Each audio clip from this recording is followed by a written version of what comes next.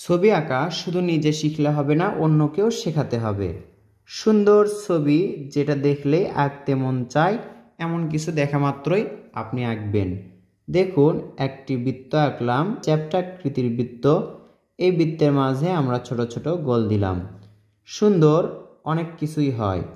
আমরা ফুল সবাই পছন্দ করি। আঁকছি সুন্দর একটি ফুল, ধাপে ধাপে কৌশলে। এবার দেখুন, এই পাশ থেকে সুন্দর করে আমরা পাপড়ি আঁকবো। এই তো, পাপড়িগুলো দারুণ হচ্ছে।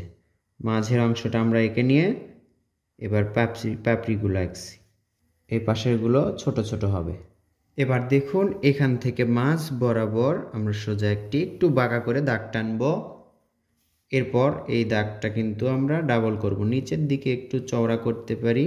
এবার বেশি কষ্ট করতে হবে না, এভাবে একটি দাগ এবং এখান থেকে আরও একটি দাগ। এবার দেখুন, চওড়া করে নিচের দিকে নিয়ে এসে এভাবে আবার তুলে দিব। আবার দেখুন, এখান থেকে নিয়ে এসে একটু গোল করে এখানে তুলে দিব।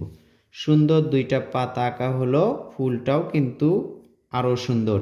তো বন্ধুরা, এরকম ড্রয়িং শিখুন, অন্যকে শেখান, ভালো লাগবে। যেই ড্রয়িংই আপনাকে ভালো লাগবে সেটাই দেখে দেখে অঙ্কন করার চেষ্টা করবেন, এতে করে আপনি দ্রুত ড্রয়িং শিখবেন।